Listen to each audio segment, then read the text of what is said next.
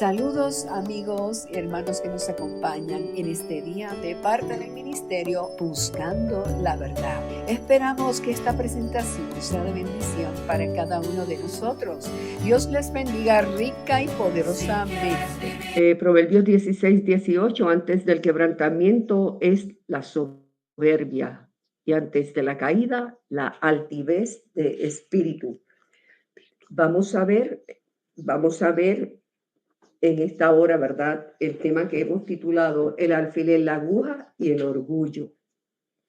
Mis amados hermanos, si se dieron cuenta en el himno que acaban de escuchar, ¿verdad? Es un himno que va a tono con el mensaje que traemos en esta hora, con la reflexión de esta hora.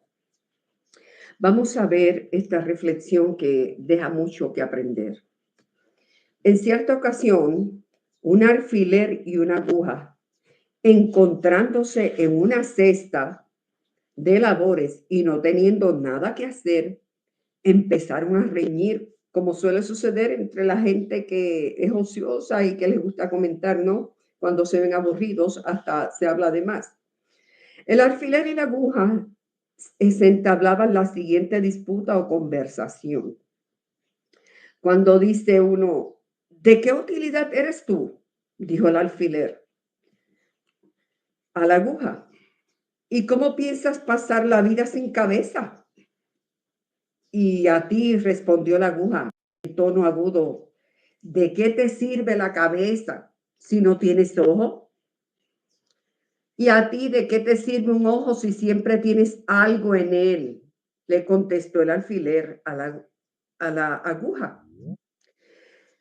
Pues fíjate, le dijo la aguja John, que con un solo ojo puedo hacer mucho más que tú. ¿Te fijaste? Por mí pasa un hilo. Sí, pero tu vida será muy corta. Pues depende de un hilo, le contestó el alfiler burlonamente o burlescamente. Mientras hablaban así, el alfiler y la aguja, entró una jovencita que estaba aprendiendo a coser y tomó la aguja y echó la mano a la obra por algunos momentos, pero la niña tuvo la mala suerte que se le rompió el ojo de la aguja. Para aquellas que cosen o que hemos cosido, ¿verdad?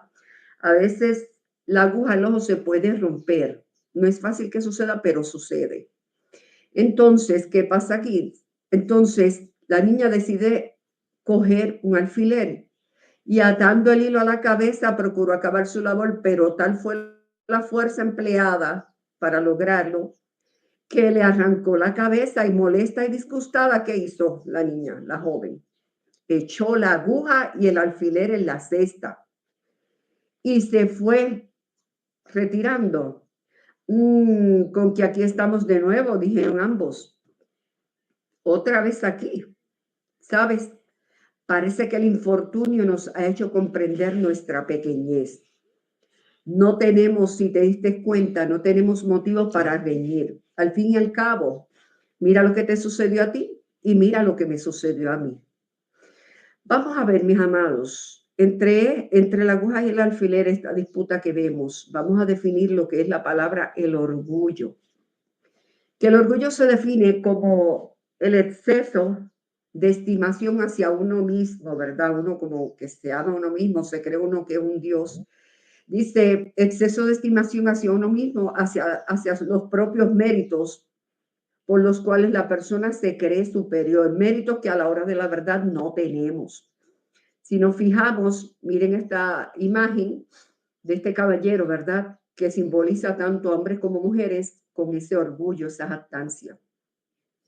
La sierva de Dios nos dice que el orgullo es un temible rasgo de carácter. Y dice, antes del quebrantamiento es la soberbia, Proverbios 16:18. Mis amados, el orgullo en el ser humano es tan y tan grande que nos volvemos soberbios. ¿Cómo nos asemejamos los seres humanos a la aguja y al alfiler, disputando para ver quién es el más importante? Sí, miramos con desprecio al que está a nuestro lado, o la que está a nuestro lado, no sabiendo que todos ante Dios somos como iguales. Y vamos viendo, ah, eh, vamos pisoteando al que está más abajo y nos vemos grandes, los vamos aplastando, sí, porque nosotros somos los que somos, con una actitud grotesca. Y todos tenemos las mismas necesidades a la hora de la verdad, tenemos las mismas necesidades unos con otros. Aquí vemos cómo el orgullo se abre paso entre la aguja y el alfiler. ¿Alguna vez alguien le ha dicho que es mejor a usted que usted? Solo porque tiene un empleo muy importante o porque es más popular que usted. ¿Se lo han dicho? Bueno, vamos a ver, pienso que en los artistas, por ejemplo, son los más que se sienten importantes porque los admiran, pero no se dan cuenta, ese artista no se da cuenta que si no tiene un admirador, de nada le sirve lo que hace, ¿verdad? Un público que le hace ovaciones. Si no está ese público, de nada le sirve. El que canta necesita de alguien que lo escuche y compre su música para poder seguir cantando. De lo contrario, es como si no fuera nadie. El que actúa, ¿qué pasa con el que actúa? Necesita de una audiencia de fanáticos que vean sus películas, sus actuaciones, sus programas para poder seguir actuando y poder seguir ganando dinero de todo, ¿no? Ninguno es más importante que el otro debido a que tanto la celebridad como el admirador se necesitan el uno al otro. Por ejemplo, un médico, un abogado, un ingeniero, ¿no son mejores que un carpintero? No, ni mejores que un electricista o un plomero. ¿Por qué? ¿Quién les construye la casa a estos profesionales? O al revés, ¿quién atiende a estas personas que hacen este tipo de trabajos? ¿Quién sana y defiende y hace planos a los albañiles? Cada uno necesita del otro, nos necesitamos unos a otros, desde el que se ve más, desde el trabajo más humilde hasta el trabajo más encumbrado, más alto. En la vida espiritual, mis amados, es igual, en nuestra vida espiritual es igual. Un predicador, un pastor, para predicar necesita de la audiencia de feligreses. Y los miembros de una congregación necesitan un dirigente, un pastor, ¿verdad? Alguien que los dirija. Porque yo no puedo estar predicándole a las paredes vacías. Y los que se sientan a escuchar palabra de Dios, a escuchar, si no hay un mensajero, ¿qué hacen? Callados, ¿no? Mirando el púlpito porque no ven a nadie. Ambos necesitan uno del otro.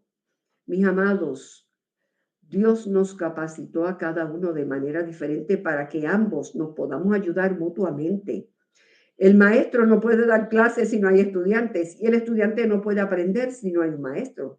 De la misma forma, que nuestro cuerpo se compone de muchos miembros con diferentes funciones, así debemos ser nosotros. Por ejemplo, un cuerpo que tiene corazón y no tiene los demás órganos como pulmones, hígado, riñones, el páncreas, el aparato respiratorio, ¿qué sucede? No va a trabajar. El cerebro necesita de los demás órganos para poder trabajar. El estómago necesita de los demás órganos. O sea, esto es un todo que se compone en uno. ¿Para qué? Para poder trabajar. Entonces, ¿por qué en nuestra vida como seres humanos, como seres cristianos, aún en cristianos, porque hay orgullo, hay jactancia? ¿Por qué? El comentario del Salmo 131 dice, solo tiene unos versículos aquí pocos, no dice, pero expresa una confianza infantil en cada uno. Dice, Jehová no se ha envanecido, mi corazón ni mis ojos se enaltecieron, ni anduve en grandezas, ni en cosas demasiado sublimes para mí. En verdad que me he comportado y he acallado mi alma como un niño destetado de su madre. Como un niño destetado está mi alma. Espera, oh Israel, en Jehová, desde ahora y para siempre. Es una confesión personal, ¿verdad? Aquí y una exhortación a su pueblo a que aprenda a esperar en el Señor. Por ejemplo, David pide erradicar el orgullo que define como el exceso de estimación hacia uno mismo, ¿no? Y hacia los propios méritos por los cuales uno se cree superior a los demás. Esto en nuestra época, el mundo lo llama el narcisista, un narcisista, una persona que se cree la que es prepotente o se cree con delirio de grandeza o tiene este narcisista el síndrome de Ubris. Este síndrome de Ubris, que es un síndrome del trastorno de personalidad, ¿verdad? Inclinado hacia poder, grandeza, donde la persona desarrolla un ego desmedido, una confianza exagerada. Este es el síndrome de Ubris, una confianza exagerada de sí misma. Se aíslan de la realidad, como que se crean una fantasía y se aíslan de la realidad y de las opiniones de los demás. Lo que ellos dicen es lo que es y se vuelven arrogantes y, y desprecian las críticas, o sea, lo que ellos piensan, eso es lo que es y punto. Es un ego desmedido, exagerado, una obsesión por su imagen, una tendencia a qué, a adularse a sí mismos. En este mundo donde vivimos hay mucha gente así. Aún, como decimos, aún entre los que decimos buscar en el pueblo de Dios. Yo recuerdo una iglesia que visitaba adventista y a esa iglesia no me gustaba ir mucho cuando me invitaban a cantar. Yo iba pues porque había que llevar el mensaje, pero había tanto y tanto orgullo. Había hermanas allí que solo les faltaba volar por las nubes.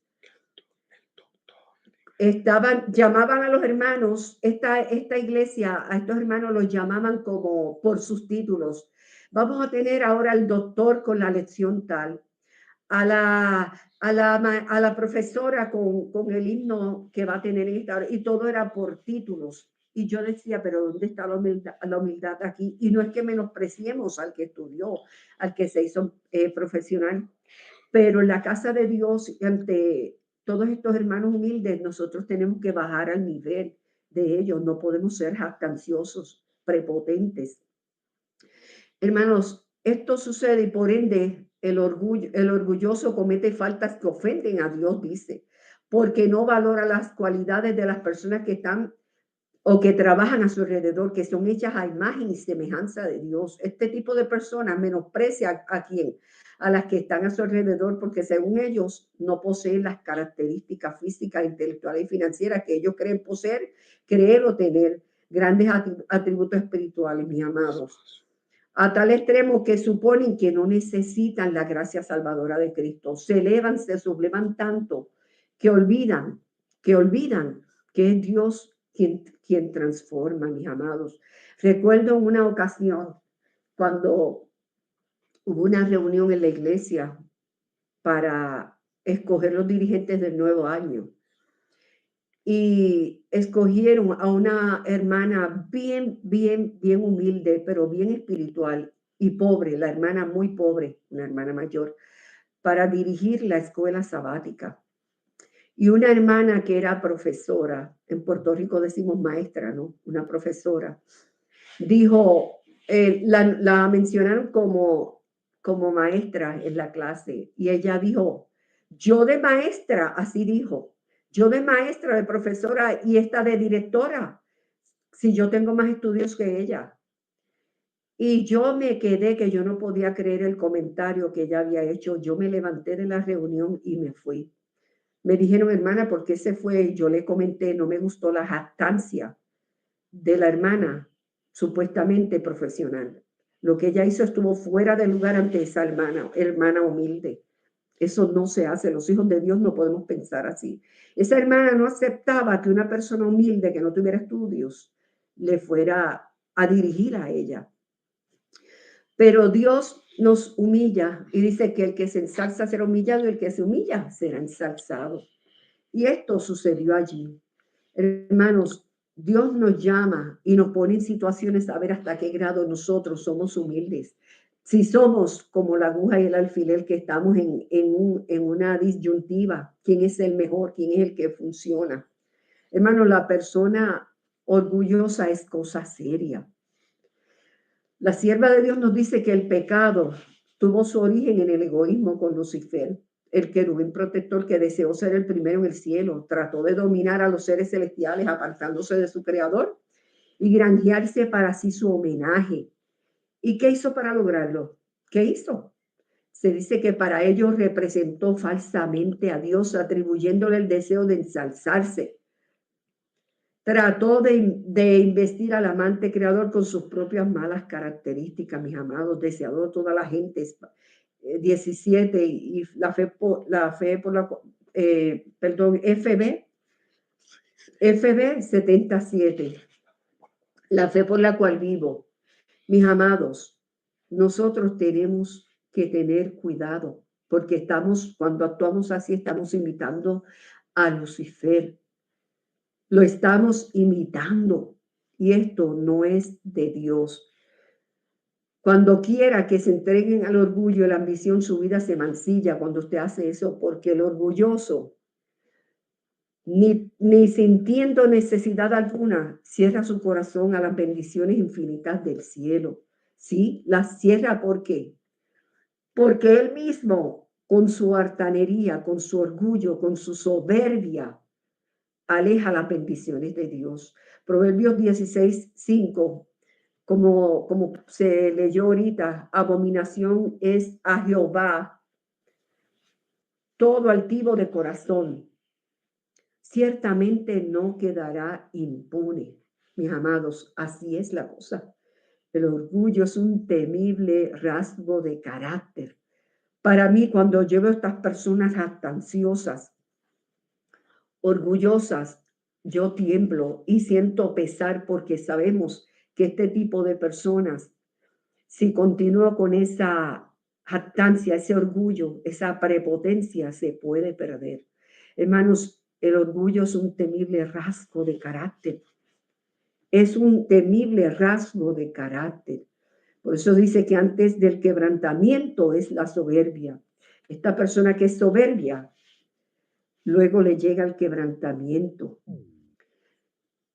¿Qué significa? Bueno, que la arrogancia, el orgullo, la altivez de espíritu son causa o el precursor de una destrucción, caída o desgracia. Es como decir causa y efecto. Hermanos, la soberbia, a veces llamada vanidad, orgullo o arrogancia, se considera el pecado fundamental y la madre de todos los vicios. Así lo llama la sierva de Dios. La arrogancia se considera el pecado fundamental y la madre de todos los vicios. Hermanos, yo he conocido, mi esposo y yo conocimos una persona así y supuestamente era cristiana, pero era bien arrogante, prepotente, hasta grosera. Y eso a mí me daba una tristeza y sus padres decían, yo no sé qué religión, me decían a mí qué religión es la que lleva él. Y dice que es predicador, así nos decían mis amados. Erradicar los ojos altivos. Dice que la tendencia humana es exaltarse por los logros alcanzados. Yo hice, no, yo tengo títulos, yo he logrado mucho, he alcanzado muchas cosas. Yo merezco muchas cosas porque he obtenido muchas victorias. Yo he conseguido muchos bienes, mis amados, decimos.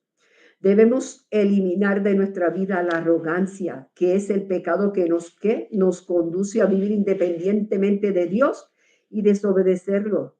Por el contrario, debiéramos cultivar un espíritu de humildad, de mansedumbre, de sencillez. Debemos erradicar los deseos de grandeza, mis amados. Todo esto tenemos que dejarlo morir.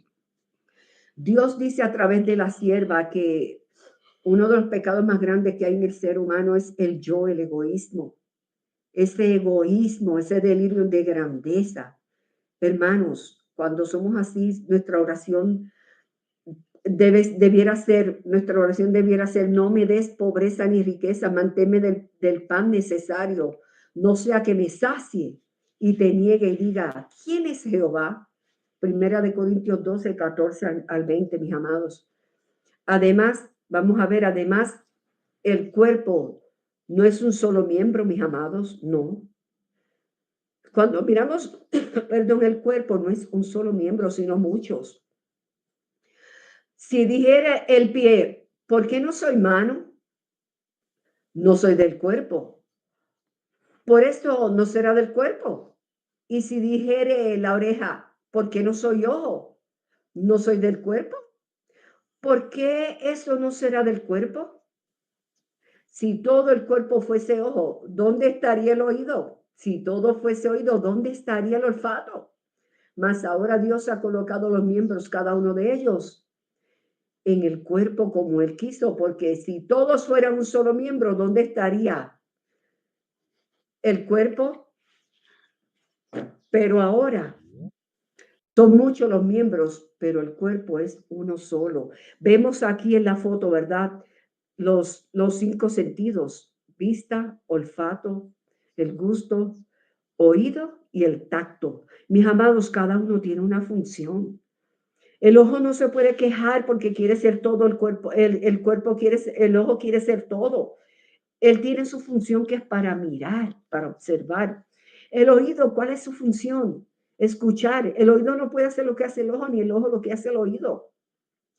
El gusto no puede hacer lo que hace el olfato, porque el olfato huele, describe los olores. El gusto saborea diferentes alimentos. El tacto toca para sentir qué está tocando, mis amados. Cada uno tiene una función y nosotros como cuerpo de Dios, cada uno tiene una función. Está el predicador, está el que canta, está el que da estudios bíblicos, está el que visita los hogares, las hermanas que van a los hogares. Hay de todo. En la viña del Señor tiene que haber de todo para trabajar en su viña. El Señor nos trajo a este mundo y a cada cual con una vida con propósito, un talento diferente quizás al del otro. El que yo cante y el otro no canta no quiere decir que no sirve. Él tiene otro talento. No todos podemos ejercer la misma función. Es por eso que en vez de criticar, de denigrar y despreciar a nuestro prójimo por su posición, su condición, ¿qué debemos hacer? Deberíamos buscar la forma de cómo yo me puedo beneficiar y beneficiar al otro, recibir la bendición de esa persona como la otra persona de nosotros. Mis amados, es de esta forma que trabajamos los hijos de Dios. De esta manera nos ayudamos unos a los otros. Así como en la casa hay utensilios para diferentes cosas. El trapeador, ¿para qué es? Primero usamos la escoba, ¿verdad? Barremos con la escoba. La escoba tiene su función, sacudir el polvo. El trapeador, ¿qué hace? Pasa el agua, ¿verdad? Y la seca y saca más de lo que haya dejado la escoba. El recogedor, ¿qué hace? El recogedor es para echar la basura. Cada uno tiene su función. Vamos a ver los cubiertos en una cocina. El tenedor, la cuchara, el cuchillo. Asimismo, ellos tienen su función. El cuchillo es para cortar, la cuchara para tomar los líquidos, el tenedor para prensar algo que es sólido. Mis amados, cada uno tiene la función, son importantes en la cocina. Así cada uno de nosotros somos importantes en la casa de Dios. Asimismo, en el mundo hay gente para diferentes labores, mis amados. El Señor nos enseñó a todos, nos educó y nosotros tenemos que aprender, no menospreciemos a nadie, porque esa persona puede ser tu mano derecha en cualquier momento, en cualquier situación, mis amados. Tenemos que tener cuidado. Aquí tenemos Apocalipsis 3:17, porque nos dice, porque tú dices, yo soy rico y me he enriquecido y de ninguna cosa tengo necesidad. Y el Señor nos dice, y tú sabes que tú eres un desventurado, miserable, pobre, ciego y desnudo. Sí, mis amados, así se nos llama. Así es el laodicense. Se cree que tiene visión 2020, que está al 100%, dice, no sabe que eres un miserable cuitado, pobre, ciego, desnudo, o sea, no eres nada. Y nosotros creemos que somos iguales. ¿Saben, mis amados? A la final, usted y yo, el rico, el millonario más millonario de este mundo, y yo que soy pobre, a la hora de la verdad, cuando morimos, el soplo de vida de él como el mío, ¿a dónde van? Al cielo. Y el cuerpo de él y el mío, ¿a dónde van? A la tierra. ¿A dónde van? Y se vuelven, ¿qué? Se deshace. Los gusanos nos comen. Hermanos, eso es lo que hay. Y el rico se llevó las riquezas, no se llevó nada. La dejó a otro que no hizo nada, porque así sucede muchas veces, mis amados. Cuando nosotros entendamos eso, cuando nosotros entendamos que no somos nada, que no somos nada, que somos gusanos de Jacob, entonces vamos a bajar de esa nube en que nos hemos elevado y vamos a caer en tierra, mis amados. Dios nos llama a ser un pueblo que humilde, un pueblo que se someta, un pueblo que ayude al prójimo, que esté dispuesto a dar la mano al que sea, que no se crea prepotente, engreído, soberbio. Este tipo de personas a Dios no le agradan y las desecha. Ahora, este tipo de personas que es así, se arrepiente, el Señor lo acepta. El Señor le hace un llamado y le dice, dame, hijo mío, tu corazón. Y el Señor transforma ese corazón de piedra en uno de carne. Dios está dispuesto, mis amados, a cambiar a cada uno de nosotros. Pero está en nosotros si queremos dejarnos transformar. Mis amados, aprendamos a reconocer que a la final vamos como la aguja y el alfiler al mismo sitio. Cuando la costurera termina o el costurero, el sastre termina de coser, pone la aguja en una bolita, ¿verdad? Que es esponjosa y la entierra ahí. Y pone el alfiler en el mismo sitio. O sea, ¿qué sucede? Todos fueron al mismo sitio. Así es que cuando nos veamos en esa situación, pensemos como la aguja y el alfiler. Mirémonos, analicémonos y veamos que a la final no somos nada y que todos dependemos unos de los otros. Que en una situación difícil vamos a tener a nuestro prójimo, a aquel que quizás apedreamos y criticamos, lo vamos a tener como dándonos la mano, porque vamos a ser humillados si somos jactanciosos.